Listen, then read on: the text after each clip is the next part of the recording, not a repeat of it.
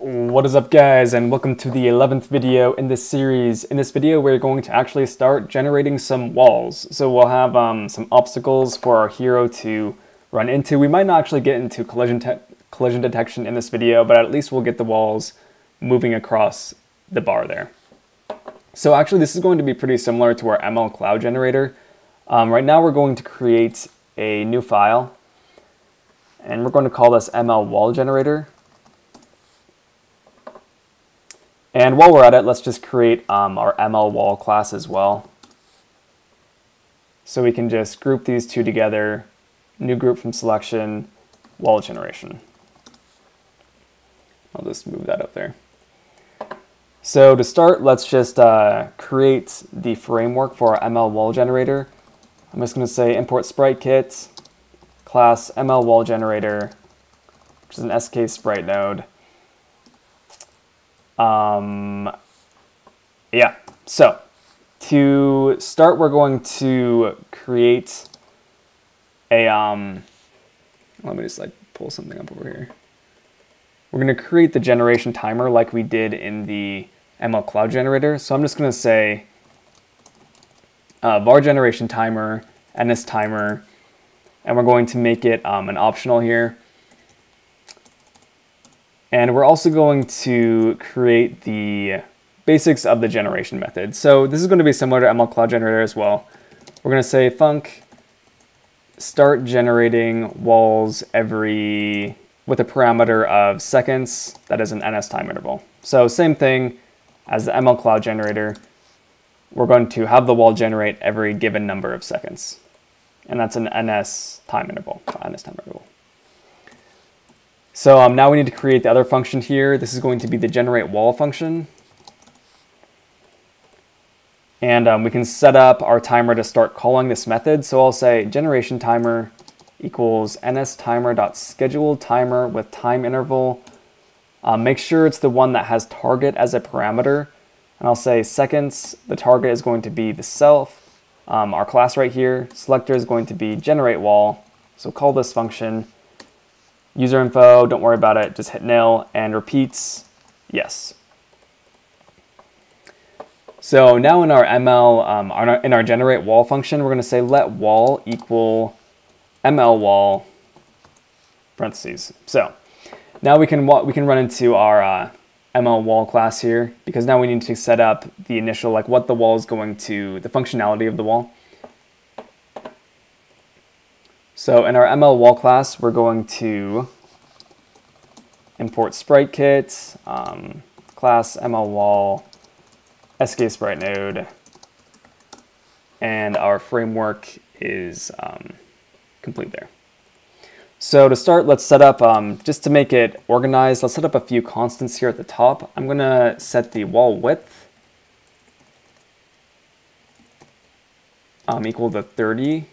The wall height equal to 50, and the wall color equal to UI color.black color. And again, for any of these colors, you guys can mess with them, change them, do whatever you want with them.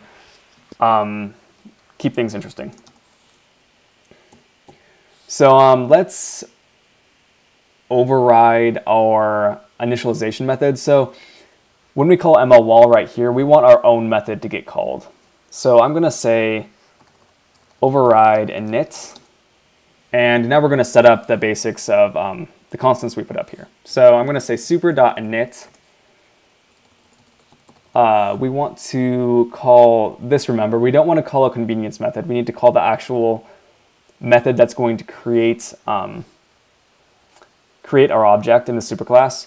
So I'm going to say this, the texture is going to be nil, color is going to be the wall color that we set up here, and the size is going to be a CG size make wall width, wall height. So this is just going to get us a basic little black block to work with to start.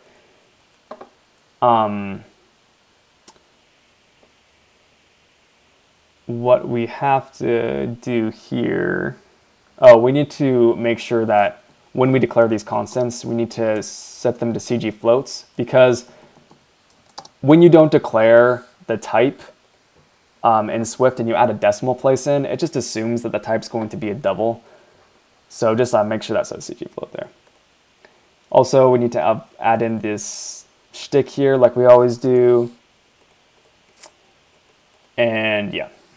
So we're going to do the same thing we did in the ML Cloud class where we had the wall start generating. So like as soon as the wall was created, it's moving. So I'm going to say create a function called start moving. Just same thing as the ML Cloud generator. I'm going to say let move left equal sk action dot move by x. It's going to give me this error here that it's been giving me. So just give this like 7 seconds or so. Okay. Move by x. And for this value, we are going to put in here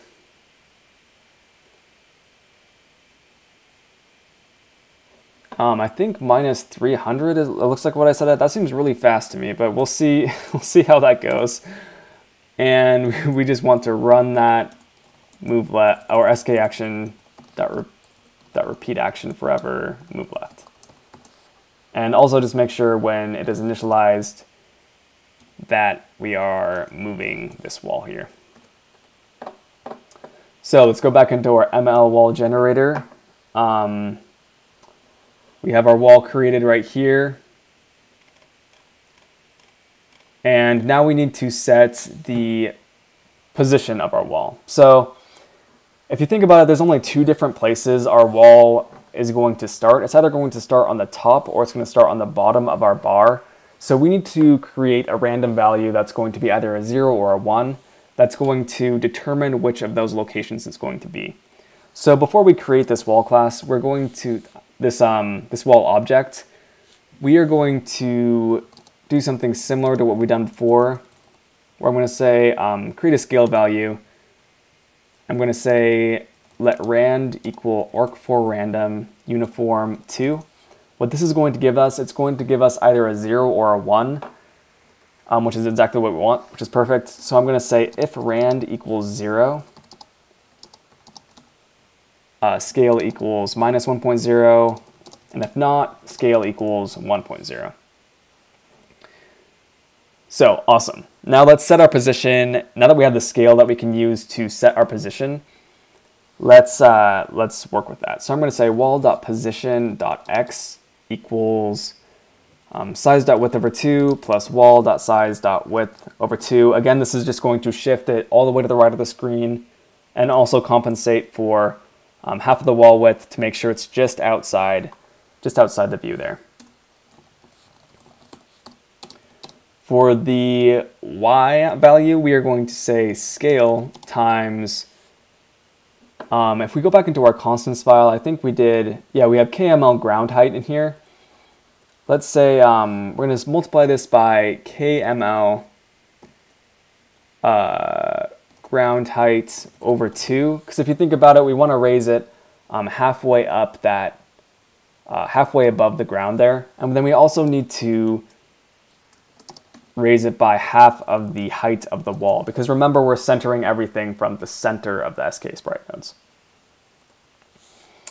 Cool, that will be our positions for our wall. We just need to add it now. So add child wall.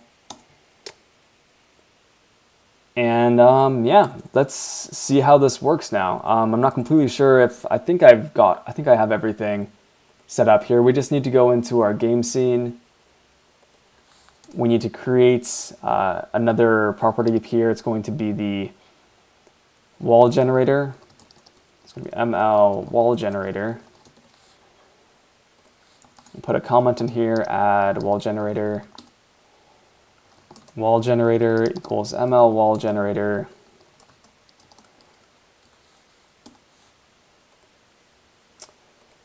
It's going to be, yeah, we need to do this. UI color.clear color because we don't want people to be able to see it. And we want this to just be the size of our screen again. So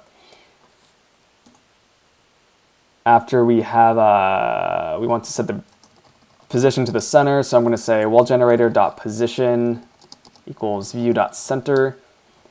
Add child wall generator dot start generating walls every. Let's go with. I have the value in here somewhere that I was using.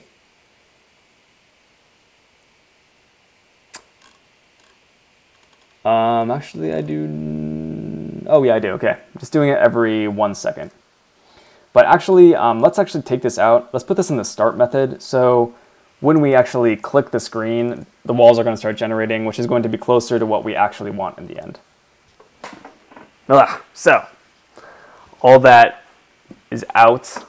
You see we have our guy here. As soon as we click, we're getting our walls generating. Awesome. And you see that sometimes it's just randomly on the top, randomly on the bottom. And that is exactly what we want. We need to actually synchronize our ground and our walls here. So that's a problem at the moment. But yeah, I think it's looking pretty good. So I'll see you guys in the next video.